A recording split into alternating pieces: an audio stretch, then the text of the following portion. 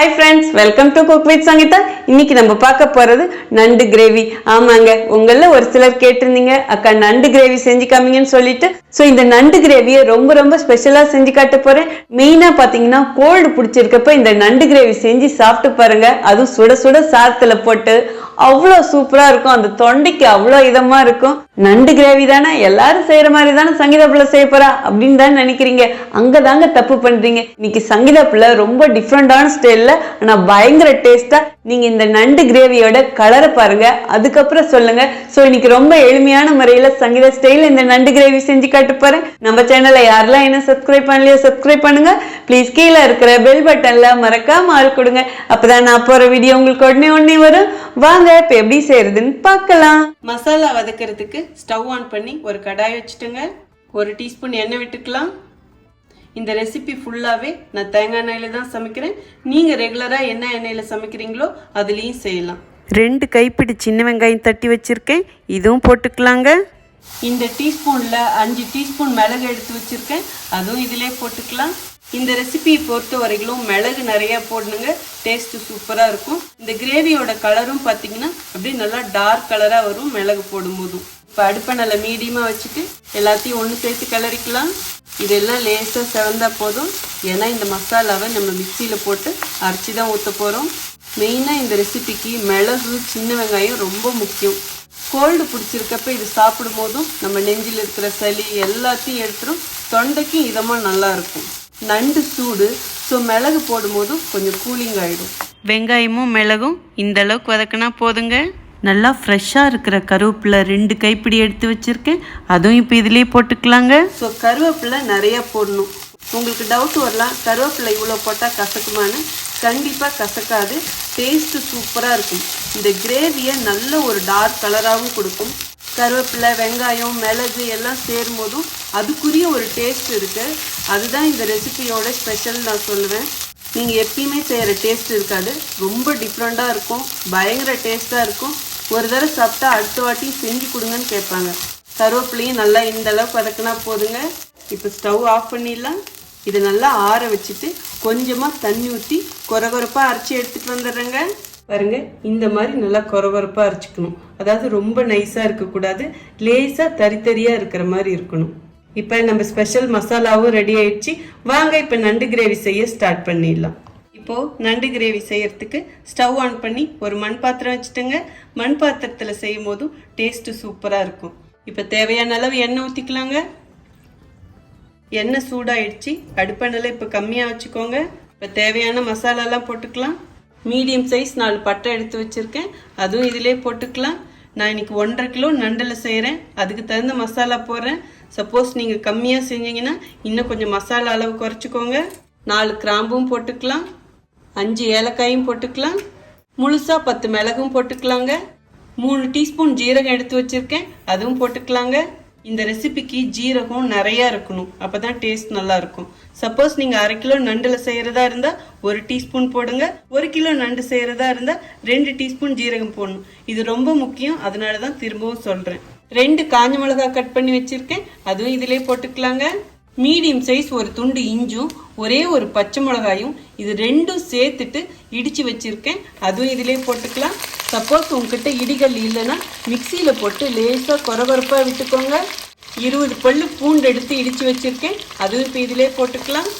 பூண்டு அதிகமாக போடணுங்க, அப்போ டேஸ்ட்டு சூப்பராக இருக்கும். இந்த மாதிரி ஒன்றும் அதிகமாக இடித்து தான் போடணும். நீங்கள் இஞ்சி பூண்டு பேஸ்ட்டாக போட்டிங்கன்னா அது டேஸ்ட் வேறு மாதிரி வந்துடும். இப்போ இதுலேயே கொஞ்சமாக கருவேப்பிலையும் போட்டுக்கலாம். இப்போ அடுப்பெண்ணெயில் மீடியமாக வச்சுட்டு இதை எல்லாத்தையும் ஒன்று சேர்த்து கிளறி கொடுங்க. நான் போட்டிருக்க ஒவ்வொரு பொருளும் ஒரு டேஸ்ட்டு கொடுக்கும், இதே மாதிரியே செய்யுங்க.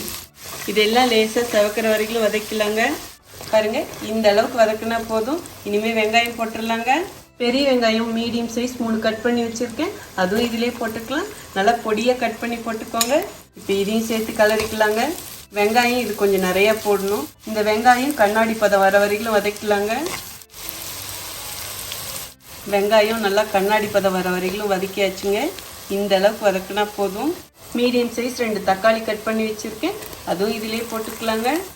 கொஞ்சமாக இப்போ உப்பு போட்டுக்கலாங்க, அப்போ தான் இந்த தக்காளி நல்லா வதங்கும். இப்போ இதையும் சேர்த்து கிளறி கொடுங்க. 2 நிமிஷத்துக்கு இந்த தக்காளி வதங்கட்டுங்க. தக்காளி நல்லா வதங்கிடுச்சுங்க. இந்த அளவுக்கு வதக்கினா போதும். இப்போ அடுப்பை நல்லா ஃபுல்லாக கம்மி பண்ணிவிடுங்க. இப்போ தேவையான மசாலா பொடியெலாம் போட்டுக்கலாங்க. 1/4 டீஸ்பூன் மஞ்சள் பொடி போட்டுக்கலாம். 1 டீஸ்பூன் வெறும் மிளகா பொடி போட்டுக்கலாங்க. நம்ம மிளகா பச்சை மிளகாய் எல்லாம் போட்டிருக்கோம், அதனால மிளகாத்தூள் கம்மியாக போட்டிங்கன்னா போதும். மல்லித்தூள் 3 டீஸ்பூன் எடுத்து வச்சுருக்கேன், அதுவும் இப்போ இதிலே போட்டுக்கலாங்க. 2 டீஸ்பூன் மசாலா பொடி எடுத்து வச்சுருக்கேன், அதுவும் இதிலே போட்டுக்கலாம். மசாலா பொடி நீங்கள் எது வேணாலும் போடலாம், அதாவது கரம் மசாலா பொடி போடலாம், இல்லைனா சிக்கன் மசாலா பொடி, இல்லைனா மட்டன் மசாலா பொடி. இது எது போட்டாலும் டேஸ்ட் நல்லாயிருக்கும். இப்போ எல்லாத்தையும் ஒன்று சேர்த்து மிக்ஸ் பண்ணிக்கலாங்க. அடுப்பணல் கம்மியாகவே இருக்கட்டும். 2 நிமிஷத்துக்கு இந்த மசாலாவை எண்ணெயிலே வதக்கலாம். இந்த மசாலா இந்த அளவுக்கு நிறையா இருக்கணும், அப்போ தான் நமக்கு கிரேவியும் கிடைக்கும். இந்த அளவுக்கு வதக்கினா போதும். இப்போது ஸ்பெஷலாக அரைச்சி வச்ச மசாலாவும் இதிலே ஊற்றிக்கலாங்க. இப்போ இதையும் சேர்த்து நல்லா மிக்ஸ் பண்ணிக்கலாங்க. இப்போ அடுப்பை நல்லா மீடியமாக வச்சுக்கோங்க. இந்த மசாலாவையும் 2 நிமிஷம் எண்ணெயிலே வதக்கலாங்க. மசாலாலாம் நல்லா பச்சை மணம் போகிற வரைக்கும் வதக்கியாச்சுங்க. இந்த அளவுக்கு வதக்கினா போதும். க்ளீன் பண்ணி வச்ச நண்டும் இப்போ இதிலே போட்டுடலாங்க. இப்போ அடுப்பை நல்லா மீடியமாக வச்சுட்டு இதை எல்லாத்தையும் நல்லா மிக்ஸ் பண்ணிக்கலாங்க. அப்படியே அடியில் இருக்கிற மசாலாவெல்லாம் மேலே எடுத்து கொடுங்க. நண்டை 4 நிமிஷத்துக்கு நல்லா இந்த மசாலாவிலேயே வதக்கிக்கணுங்க. மசாலாவிலேயே நண்டு நல்லா வதக்கியாச்சுங்க. இனிமேல் நம்ம தண்ணி ஊற்றிக்கலாம். நான் மிக்ஸி ஜாரை கழுவி அப்படியே தண்ணி ஊற்றுறேங்க. உங்களுக்கு கிரேவியோட திக்னஸ் எந்த அளவுக்கு வேணுமோ அதுக்கு தகுந்த மாதிரி தண்ணி ஊற்றணும். ஆனால் ரொம்ப தண்ணியாட்ட வைக்கக்கூடாது, இது நல்லா கொஞ்சம் திக்காக வைக்கணும், அப்போ தான் டேஸ்ட் நல்லாயிருக்கும். ஸோ அதுக்கு தகுந்த அளவு தண்ணி ஊற்றிக்கோங்க. நான் நண்டு கொஞ்சம் முழுகிற மாதிரி தண்ணி ஊற்றிக்கிறேங்க. இப்போ அடுப்பை நல்லா ஃபுல்லாக வச்சுடுங்க. அப்படியே லேசாக ஒரு தடவை மிக்ஸ் பண்ணி கொடுங்க. மிக்ஸ் பண்ணி கொடுத்துட்டு அப்படியே விட்டுடுங்க. இது நல்லா ஒரு கொதி வரட்டுங்க. பாருங்கள், ஒரு கொதி வந்த உடனே இந்த நண்டோட கலர் மாறிடுச்சு. ஒரு வாட்டி லேசாக கலரி கொடுக்கலாங்க. அப்படியே அடியில் இருக்கிறதெல்லாம் மேலே எடுத்து விடுங்க. இப்போது உப்பு காரெல்லாம் கரெக்டாக இருக்கான்னு பார்த்துக்கோங்க. உங்களுக்கு தகுந்த மாதிரி அட்ஜஸ்ட் பண்ணிக்கோங்க. பாருங்கள், இந்த கிரேவி இப்போ தண்ணி ஆட்டம் இருக்குது. இது இன்னும் நல்லா திக்காகணும். நல்லா ஒரு வாட்டி கிளறி கொடுத்தாச்சு. கிளறி கொடுத்துட்டு அடுப்பை நல்லா ஃபுல்லாக குறைச்சிடுங்க. இப்போ 5 நிமிஷத்துக்கு அப்படியே நல்லா இது சுண்டி வரட்டும், அதுக்கப்புறம் பார்க்கலாங்க. இடையில ஒரு வாட்டி எடுத்து கிளறி கொடுக்கணுங்க. நண்டு கிரேவி முன்ன இருந்ததை விட திக்காயிடுச்சுங்க. இப்போ ஒரு வாட்டி கிளறி கொடுத்துடலாம். நண்டு வேகிறதுக்குலாம் ரொம்ப டைம் எடுக்காதுங்க. இந்த கலர் பார்க்கும்போதே நமக்கு தெரிஞ்சிடும் நண்டு வெந்துடுச்சு. ஸோ இந்த அளவுக்கு வெந்தால் போதும். கிரேவியோட திக்னஸும் இந்த அளவுக்கு இருந்தால் கரெக்டாக இருக்கும். ஏன்னா ஸ்டவ் ஆஃப் பண்ணிவிட்டு நம்ம ஒரு 10 நிமிஷம் கழித்து சாப்பிட்டா தான் இந்த மசாலாலாம் இதில் இறங்கி இருக்கும். ஸோ இதுதான் கரெக்டான கன்சிஸ்டன்சி. ஸோ நம்ம நண்டு கறி முடிவுக்கு வந்துருச்சு. இப்போ லாஸ்ட்டாக இதில் சில பல வேலைகள் செய்யணும். இப்போ அதுவும் எப்படி செய்யறதுன்னு பார்க்கலாம். 1/2 டீஸ்பூன் அப்படியே எலுமிச்சை சாறு இதிலே ஊற்றிக்கலாங்க. இந்த மாதிரி ஊற்றும் போதும் ரொம்ப சுவையாக இருக்கும். நம்ம தக்காளி கம்மியாக தான் போட்டிருக்கோம், ஸோ புளிப்பு கம்மியாக தான் இருக்கும்.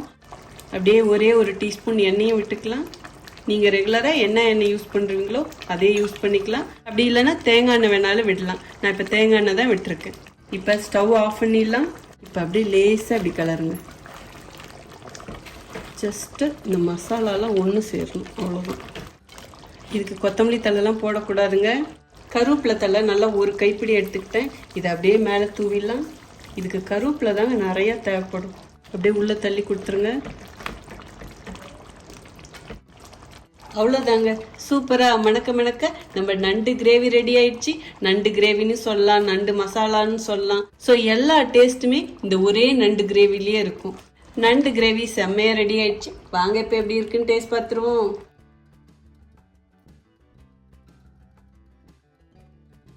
நம்ம நண்டு கிரேவி ஜோராக ஜம்முன்னு ரெடியாகி நிற்கிது. இப்போ எப்படி இருக்குன்னு டேஸ்ட் பார்க்கறதுக்கு முன்னாடி உங்களுக்கு தேவையான டிப்ஸ் கொடுத்துறேங்க. ஆக்சுவலாக இது என்னுடைய ரொம்ப ரொம்ப ஸ்பெஷல்னு சொல்லுவேன். நண்டை விரும்பி சாப்பிட்றவங்க நான் செஞ்ச இதே ஸ்டைலே செஞ்சு பாருங்க. கண்டிப்பாக இது வரையிலும் நீங்கள் சுவைக்காத சுவையாக இருக்கும். மெயின் காரணம் நீங்கள் பார்த்துருப்பீங்க, இதில் நான் என்னென்ன பொருட்கள் போட்டேன், எந்த மெத்தடில் செஞ்சேன்னு சொல்லிட்டு. நான் வறுத்து அரைச்ச மசாலா எப்படி பண்ணணும், ப்ளீஸ் அதே மாதிரியே பண்ணுங்க. பட் அளவுகள் மட்டும் நீங்கள் எவ்வளோ நண்டு எடுக்கிறீங்களோ அதுக்கு தகுந்த மாதிரி போடணும். கருவேப்பிலை மிளகுலாம் இதில் நிறையா போட்டிருப்பேன். அதுதான் இதோட ஸ்பெஷல்னே நான் சொல்லுவேன். கருவேப்பிலை போடும்போது ஒரு கசப்பு வருமா அப்படின்லாம் நினைக்கவே நினைக்காதீங்க. வெங்காயமும் நம்ம நிறைய போட்டிருக்கோம். அதே மாதிரி நண்டுல இருந்து லைட்டா ஒரு ஸ்வீட் வரும். இது எல்லாமே இந்த கருவேப்பிலையில இருக்கிற லேசான ஒரு துவர்ப்பு கசப்பை எடுத்துரும். ஒரே ஒரு வாட்டி சங்கீதா பிள்ளை நம்மனா இந்த மாதிரி செஞ்சு பாருங்க. அதே மாதிரி உங்கள நிறைய பேர் ரொம்ப ரொம்ப நாளா கேட்டுட்டே இருந்தீங்க. நான் கொஞ்சம் டிலே பண்ணிட்டேன், அதுக்கு சாரி. மெயின் காரணம் எனக்கு நல்ல நண்டா கிடைக்கல. எங்கள் வீட்டில் யாருக்கு கோல்டு வந்தாலும் எப்பயுமே இதே மாதிரி தான் செய்வோம். அவங்களாம் ரொம்ப விரும்பி சாப்பிடுவாங்க. மெயினாக கோல்டு இருந்ததுன்னா கண்டிப்பாக இதே ஸ்டைலே செஞ்சு பாருங்கள். ஏன்னா நம்ம இதில் போட்டிருக்க பொருட்கள் நம்ம நெஞ்சில் இருக்கிற சளி எடுக்கிற மாதிரியான பொருட்கள் தான் போட்டிருக்கோம். பூண்டு நிறைய போட்டிருக்கோம், மிளகு நிறைய போட்டிருக்கோம். அது எல்லாமே சளியை நல்லா எடுத்துடும். கோல்டு பிடிச்சிருக்கப்ப மட்டும்தான் இது சாப்பிடணும்னு கிடையாது, எப்போ வேணாலும் சாப்பிடலாம். ஆனால் நண்டு சூடு, அதனால ரொம்ப அதிகமாக சாப்பிடக்கூடாது. அதே மாதிரி தக்காளியும் கம்மியாக தான் போடணும். நான் 1.5 கிலோ நண்டுக்கே 2 தக்காளி தான் போட்டேன். நீங்கள் 1 கிலோ நண்டு எடுத்தாலும் சரி, 1/2 கிலோ நண்டு எடுத்தாலும் சரி, ஒரே ஒரு தக்காளி தான் போடணும்.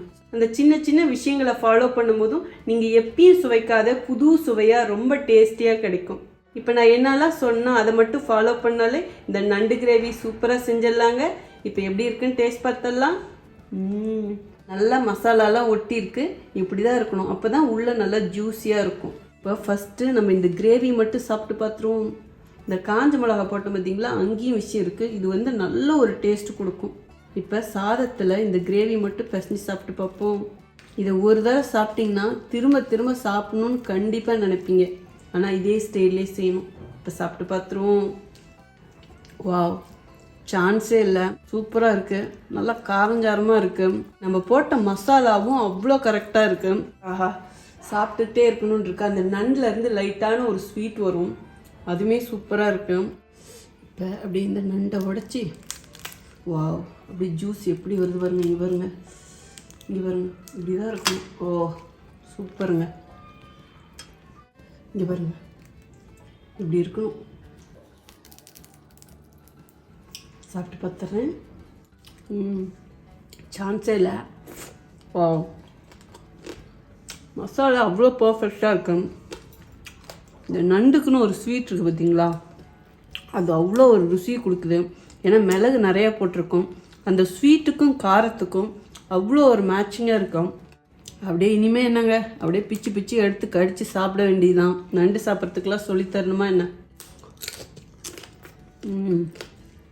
சங்கீதா பிள்ளை நம்மனா கண்டிப்பாக இதே மாதிரியே செஞ்சு பாருங்கள்.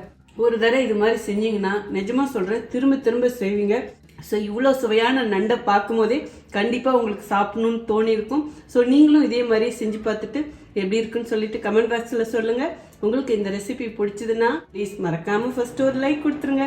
ரொம்ப ரொம்ப பிடிச்சதுன்னா உங்கள் ஃப்ரெண்ட்ஸ் அண்ட் ஃபேமிலிக்கு ஷேர் பண்ணுங்கள். நீங்கள் இது வரைக்கும் எனக்கு கொடுத்துட்டு இருக்க அன்புக்கும் ஆதரவுக்கும் ரொம்ப ரொம்ப நன்றி. உங்களுக்கு என்ன ரெசிபி வேணுமோ ப்ளீஸ் அதுவும் கமெண்ட் பாக்ஸில் சொல்லுங்கள். இதே மாதிரி அடுத்த ஒரு ஸ்பெஷல் வீடியோவில் உங்களை சந்திக்கிறேன். Until then, see you. Bye bye. Love you all.